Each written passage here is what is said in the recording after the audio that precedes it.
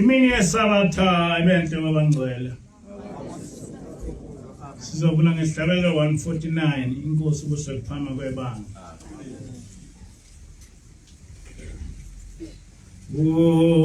Kuyasa Basitshela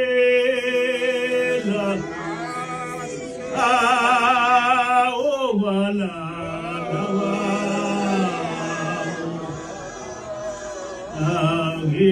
Kuyasa Basitshela Ukwalana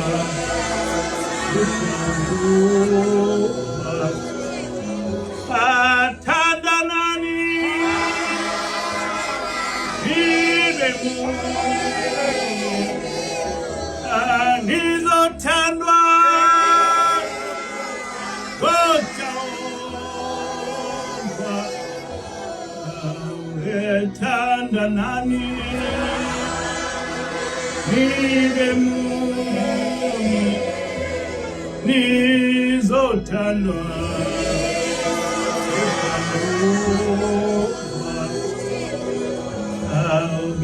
Kanti banjalo abahleli emphakathi kanti banjalo abahleli emphakathi awukebenamisa wanele imizuzu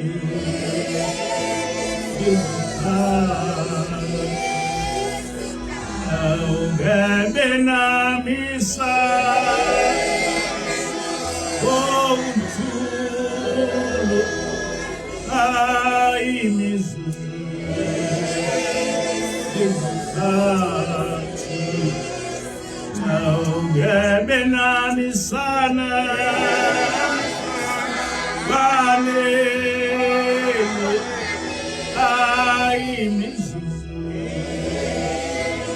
izikhathi amanazareth ibani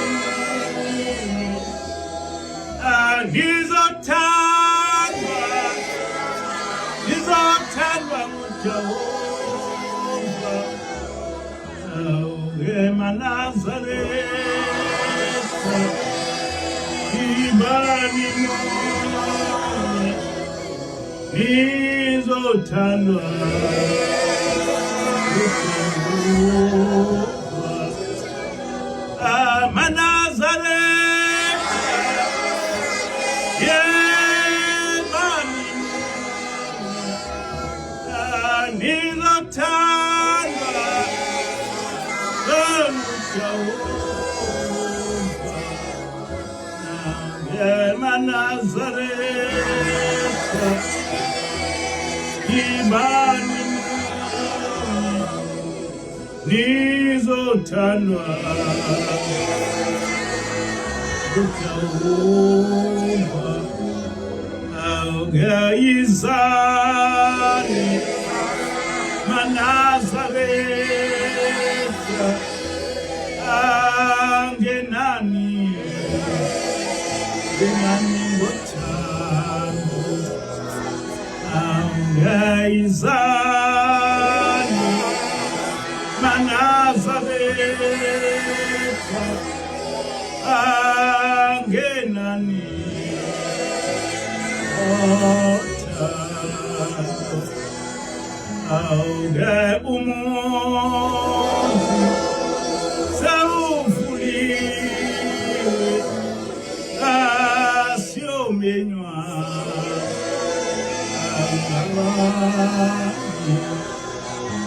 awunge umuntu sewuvuliwe asiyomenywa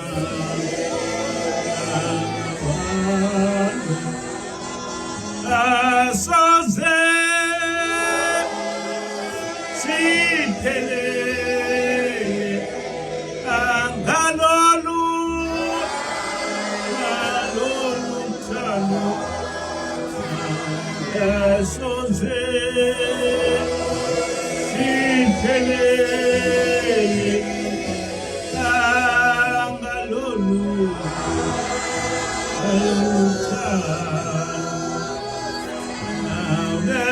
size siphelele ngalolu thando size siphelele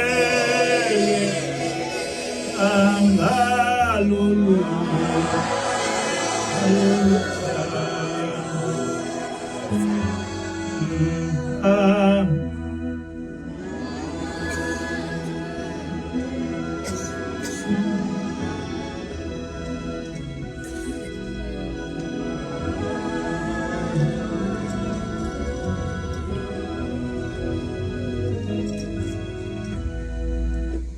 Asibonge.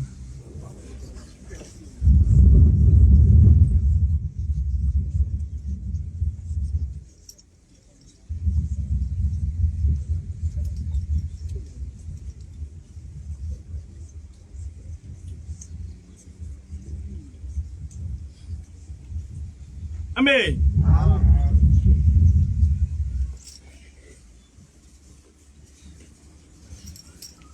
Le ntshumayelo namhlanje na asizukuyifumushela esingisini. Isihloko sale ntshumayelo sithi Kuyasa Basitshela ukwalana kwabo.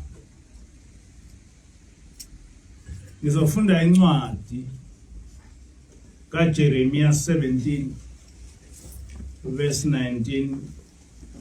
Jeremiah 17 verse 9 to 10. Inhliziyo iyakhohlisa ngaphezulu kwakho konke futhi imbi. Ngubani ongayazi na?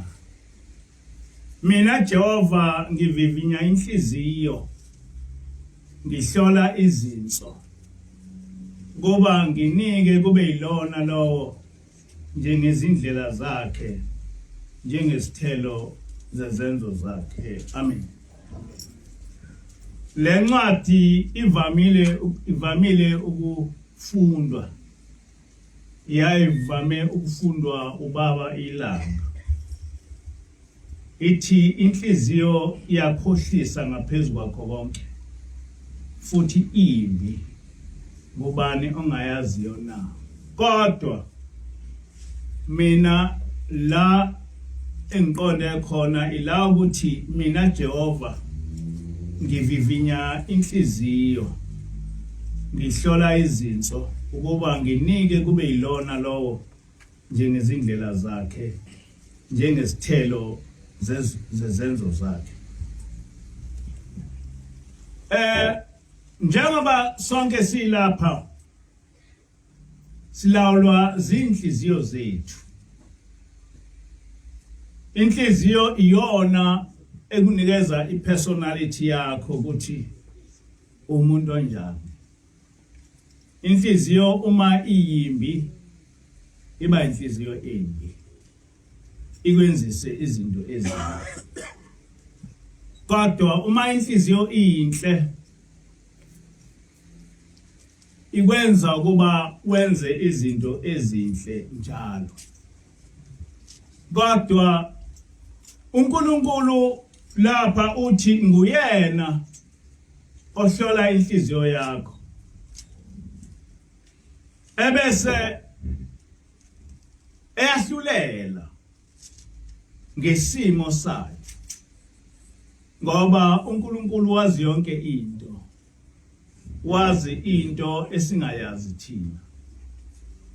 Ngake ngasho ngaphambili ukuthi yathi ngilosikimi nina niyahlupheka ngoba nehlulela umuntu ngento eyenzayo nimbone yenza. Nehlulele umuntu ngento oyikhulumile ngomlomo. Yathi kodwa ezulwini umuntu wehlulelwa ngenhliziyo. Ngamanye amazwi noma ngabe ngingasenzanga isono, kodwa uma ngabe ngenhliziyo ngifuna senginqoma ukuthi ngiyasenza noma singehlulile, kodwa sekubhala ukuthi leso sono sisenzile.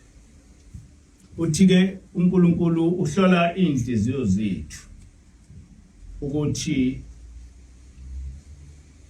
sihamba ngakho yini. Uma unenhliziyo embi ubonakala ngokwenza izinto ezimbi. Izinto ezimbi ke esizenza ziningi, kodwa angizukukhuluma ngazo njengamanje. Ngiyafisa ukuthi ngifunde incwadi yabaseKorinte bokuqala, isahluko 13 verse 1 to 7. Isahluko abaseKorinte bokuqala, isahluko 13 verse 1 to 7. Noma ngikhuluma ngezilimi zabantu nezezingilosi, kepha ngingenalo uthando ngilithuse encencezayo nensimbi encencethayo. Noma nginokuprofetha ngiqonda izimfihlo zonke nokwazi konke, noma nginokukholwa konke ngangokuba ngingagudluza izintaba, kepha ngingenalo uthando angiyinto yalutho. Noma ngabela amampofu konke enginakho, noma nginikela umzimba wami ukuba ushiswe, kepha ngingenalo uthando akungisizi ngalutho. Uthando luyabekezela, uthando lumnene, alunamhawu. Uthando alusigabisi, alusikhukhumezi, alusiphathi ngokungafanele, alusifuneli okwalo, alucunuki, alunaqhubu, alithokozi ngokungalungile, kepha lithokozela iqiniso, libekezelela izinto zonke, lukholwa izinto zonke, lukhuthazela izinto zonke. Amen. Umpostoli Paul lapha ukhuluma ngothando, kodwa umpostoli Paul akakhulumi ngothando esinalo, noma uthando lomyeni wakho, noma uthando lonkosikazi wakho, noma uthando lomngani wakho, noma uthando olunjalo. Kodwa in short lapha uPaul ukhuluma ngenhliziyo enhle, ukhuluma ngenhliziyo enhle ukuthi inhliziyo enhle injani. Kodwa nalapha uthena uthando, kodwa okuseqinisweni ukhuluma ngenhliziyo enhle. Ngelinye ilanga ubaba ilanga wayekhuluma ngoSathane, uthi uSathane kwakuyisikhulu sasezulwini esasi second in charge uNkulunkulu.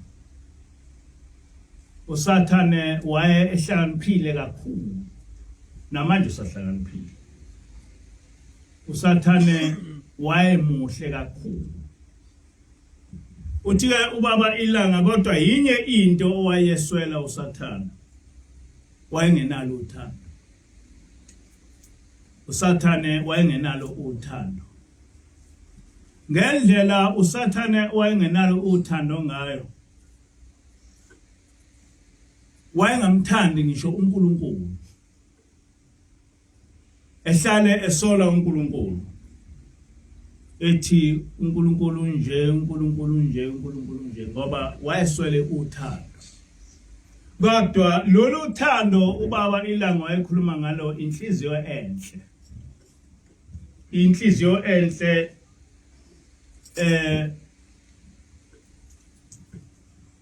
ikwenzisa izinto ezinhle, kodwa inhliziyo embi ikwenzisa izinto ezimbi. Othi-ke uPauli uthando luyabekezela. Uma ngabe unenhliziyo enhle uyabekezela. Noma umuntu ekuthuka uyabekezela. Noma umuntu ekweyisa uyabekezela. Noma ngabe usebunzimeni uyabekezela. Noma umuntu enza into kwesinye isikhathi ongayithandi uyabekezela, wenzwa inhliziyo enhle. Uthi-ke uPauli uthando lumnene. Umuntu onenhliziyo enhle umnene. Ukuba mnene kusho ukuba uhlale uthokozile, yonke into ikuthokozise. Kodwa umuntu onenhliziyo embi akamnene. Umuntu onenhliziyo embi akahlale ethokozile. Uyaqhubeka uPaul uthi uthando alunamhawu. Lokhu kukhuluma kubaleke kakhulu ukuthi uthando alunamhawu. Angeke ube nenhliziyo embi kodwa ungabana umhawu. Inhliziyo embi into yokuqala eyiyo ukuba ibe nomhawu. umuntu uma enenhliziyo embi akaze ngamfisela omunye umuntu into enhle. Umuntu onenhliziyo embi unomhawu make wabona nje into yenziwa ngomunye umuntu uyathukuthela. Lento okuthiwa isikhwele, lento okuthiwa umona, umhawu. Ayikho into eyinkinga njengomona. Ayikho into eyinkinga njengomhawu.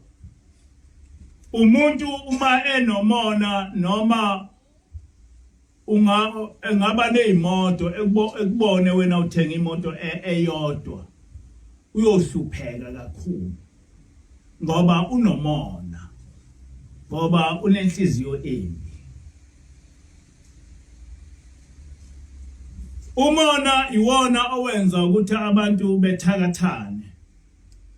Uma enganayo indlela yokuthi eyiqede lento yenzayo uyakuthakatha. Lo muntu ke akanalo uthando. Lo muntu unenhliziyo embi. Kodwa uthi uPaul uthando alusigabise, alusikhukhumeze. Umuntu onenhliziyo embi isikhathi esiningi uyasikhukhumeza. Angaze ngimbone umuntu onenhliziyo embi engasikhukhumezi. Isikhathi esiningi umanje umuntu enenhliziyo embi umbona ngoba esikhukhumeza.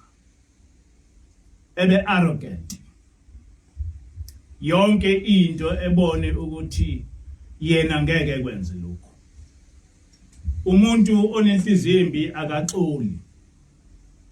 Ngisho ngabe benonene uyathi ngeke mina ngixole, angixoli mina. Wena wenze lokho, angikwazi ukuthi umuntu owenza lokho ngimxolele. Kodwa uNkulunkulu akakubekanga ukuthi uxolela umuntu ngoba enze into encane. Noma yini enziwe umuntu uma ngabe secela uxolo kufanele ukuthi umxolele ngoba kuwumthetho kaNkulunkulu ukuthi umuntu umxolele. Kuwumthetho kaNkulunkulu ukuthi ungasigabisi. Kuwumthetho kaNkulunkulu ukuthi ungasikhukhumezi. Ngakho ke uma ngabe wena ususigabisa usuthi umkhulu, ususigabisa uthi ukuthi nokuthi usuwenza isono ngoba wenza into uNkulunkulu ongayithandi. Uthando alusiphathi ngokungafanele.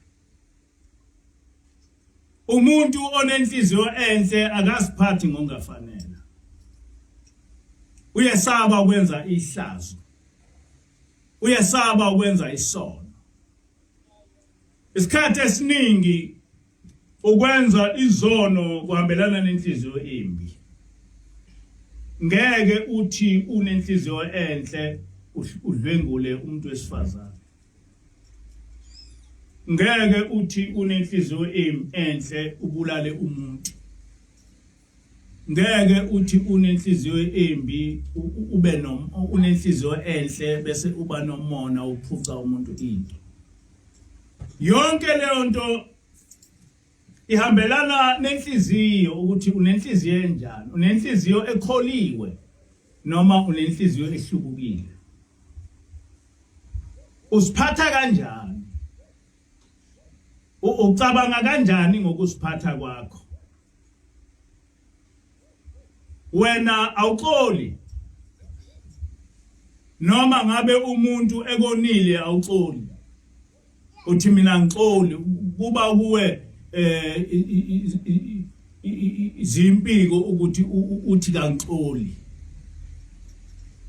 Wena uarrogant, awuxoli. Kodwa ngelinye ilanga ufuna ukuthi uxolelwe. Uxolelwe abantu obonile. Uxolelwe noNkulunkulu. Ngakho ke lokho engikukhulumayo asikaze sikukhulume kakhulu. uthi ke uPauli uthando alusifuneli okwalo. Uma ubona umuntu esifunela okwakhe usuke nenkinga, usuke nenhliziyo embi. Uma njengoba ngiphambi kwenu nje ngisifunela okwami, ngibona ukuthi kufanele ngibe nezimoto, kufanele ngicebe, kufanele ngibe yini, kodwa ngibe nendlela ukuthi nina ninginikeze imali zokuthi ngenze lokho, kodwa kungekho engicabangela nina. Nginenhliziyo embi, ngisifunela okwami, angisifuneli okwabantu engibaphethe. Umuntu onenhliziyo enhle uyayicabangele abantu baphethe ukuthi laba bantu laba ngabenzelani. Kodwa umuntu onenhliziyo embi uyayethi laba bantu bangangenzelani. Usifunela okwakhe. Laba bantu laba ngingabakhohlisa kanjani ukuthi bengenzele lokhu nalokhu nalokhu nalokhu. Awusho ukuthi njengoba laba bantu bengithanda kangaka ngingabenzelani enhle. Laba bantu ngingabatshelana abazoyenza ukuthi begcine bengene ezulwini. Laba bantu ngingabenzelana ukuthi uNkulunkulu ebathande. Laba bantu ngingabenzelani ukuthi bengahlupheki. No. Kuphela okubalekele kimi ukuthi laba bantu bangenzelani. Uthi ke uPauli uthando alusifuneli okwalo. Uthando alusifuneli okwalo. Uthando alucunuki. Uma ngabe ukholiwe ngempela afanele ukuba ucunuke kalula. Ukucunuka kalula nokuthukuthela nokungaxoli kuhambelana nenhliziyo embi, akuhambelana nomuntu olikholwa, akuhambelana nomuntu owazi ukuthi uNkulunkulu ufunani kithi. Uthando alunaqhubu. Angeke uthi ukholiwe ngempela ube namagqubu nomuntu uthi lo wangenze ukuthi ngeke ngixole ngoze ngimthole. Ayikho into kumuntu okholiwe ukuthi ngoze ngimthole, ngoze ngiyiphindisele. Lo muntu lo akayazi indaba kaNkulunkulu. Uma unenhliziyo yokuthi ngoze ngimthole, ngoze ngiyiphindisele, cha. Uthando aluthokozi ngokungalungile. Uthando hlale lifuna into elungile njalo. Umuntu onenhliziyo enhle akathokozi ngento engalungile, ufuna yonke into ilunge. Umuntu okholiwe ngempela ngokwasezulwini othandwa uNkulunkulu akafuni ukuba ehambe ngento engalungile. Yonke into oyenzayo kufanele ukuba enze yonke into yakhe iqonde ilunge.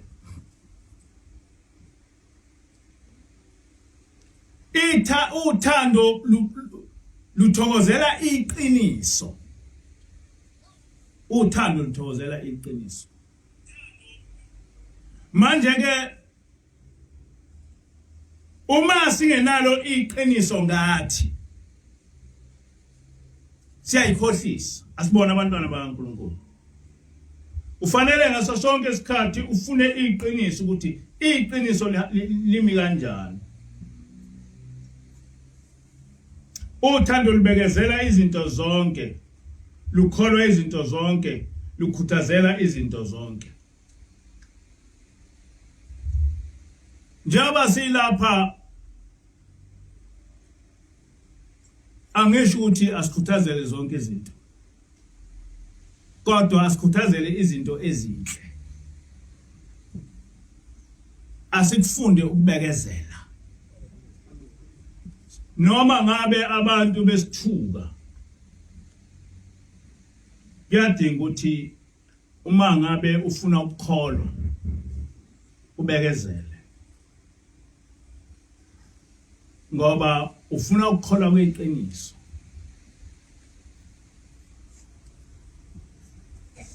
NjengamaNazaretha sesikwenzile konke kodwa isono sethu esikhulu isono sokuzondana. Sesikwenzile konke kodwa isono sethu esikhulu isono sokuzondana.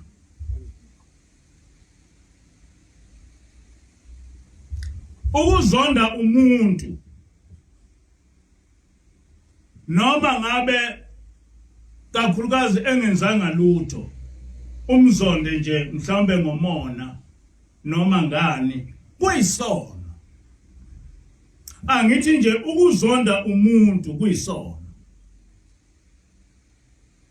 Kufanele lokho nikubeke ezingqondweni zenu ukuthi ukuzonda nje umuntu kuyisono. Nisizwile lesi sihlabelelo esahlatshelelwa ubaba mkhulu ukuthi uthi ubaba mkhulu asithandane ukuze sithande uJehova, ngoba uma singathandani sizolahlwa uJehova. Lokho kuchaza ukuthi ukungathandani kuyisono. Uma singathandani sizolahlwa uJehova.